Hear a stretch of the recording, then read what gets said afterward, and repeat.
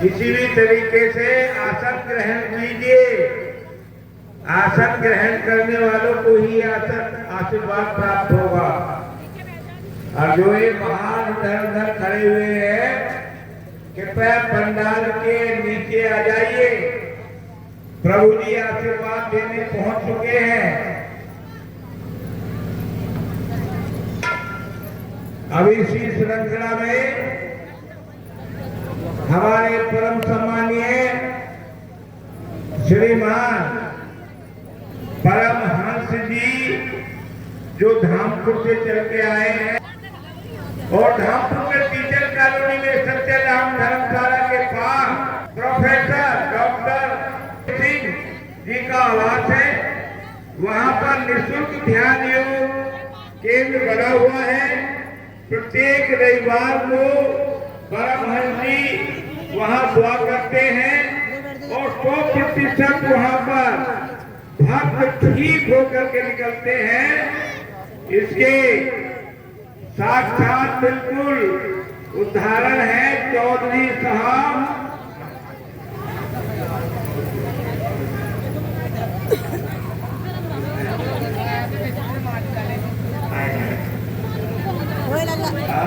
हाँ, तो वहां पर आप लोग पहुंचे रविवार के दिन और हमारे परम सम्मानीय परमहंस जी वहां पर दुआ करेंगे और आप लोगों के बीमारी को दुखों का निवारण करेंगे। दीजिए परमहंस।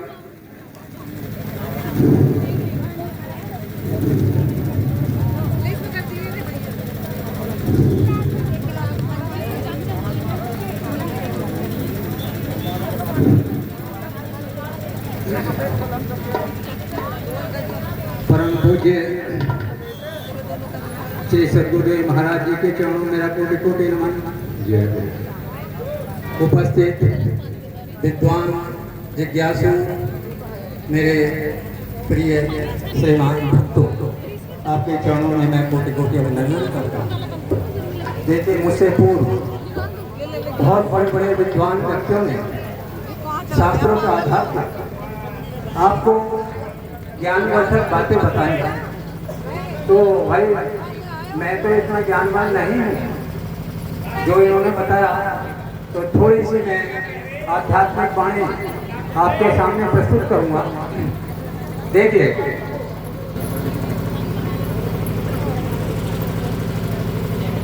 ये मनुष्य योनि बड़ी दुर्लभ है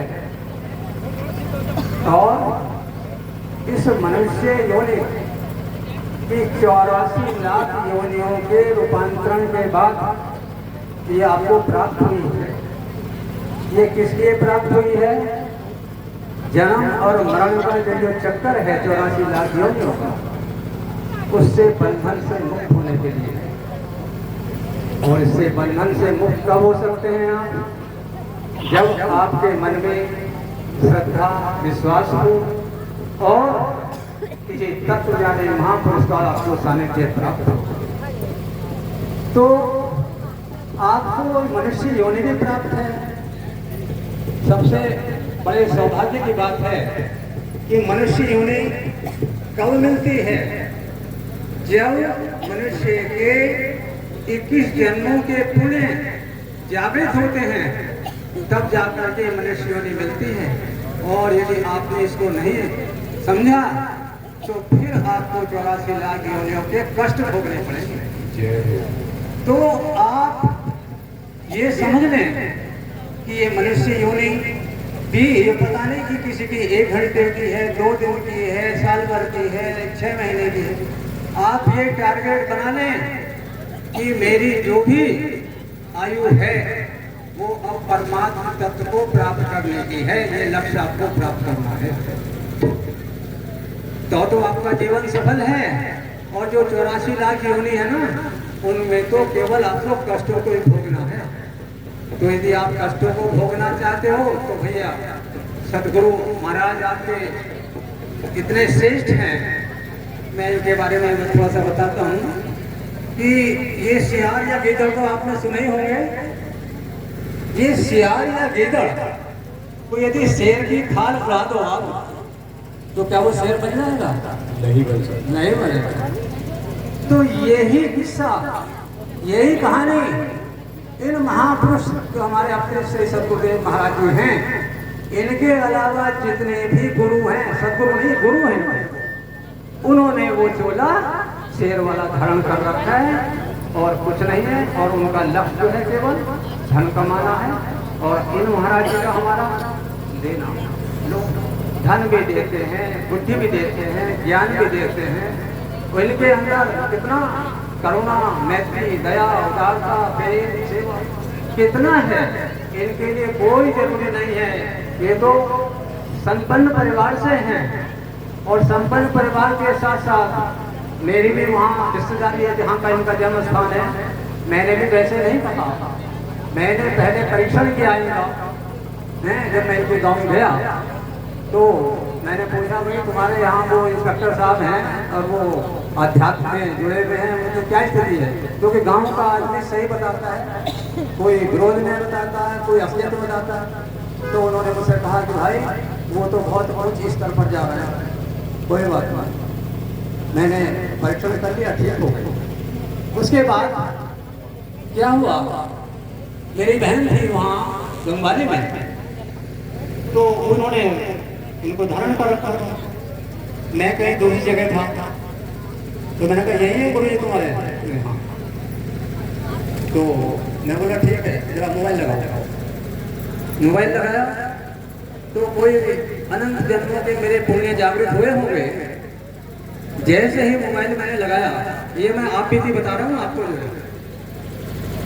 तो गुरु जी ने पूरा मेरा मोबाइल संपर्क साध दिया और कहा कि भाई मेरा और तुम्हारा 3 पीढ़ियों का साथ है, 3 पीढ़ी से तुम और मैं साथ है। मैं बहुत दिनों से चक्कर में था कि तुम्हारा मेरा संपर्क कब हो। मुझे ठीक है, बहुत अच्छी बात है। मैंने उस टाइम उनको धारण नहीं किया था। फिर आप एक कागज पर लिख लेना कि आपकी उम्र 100 साल है। बोलिए सदगुरु महाराज की जय हो। तो मैंने कहा गुरु जी, महापुरुष जी, आपकी उम्र उस समय 58 वर्ष थी, अभी रिटायर नहीं हुए थे। मैंने कहा आपको तो बहुत मानव सेवा करनी है। मैं उस समय 73 में था, तो इसका कृपया आधा आधा कर लो, कुछ मेरी घटा लो, कुछ अपने बढ़ा लो। उन्होंने कहा ठीक है। तो इनके बारे में मैं क्या कहूँ, मेरे पास तो इतना ज्ञान नहीं है।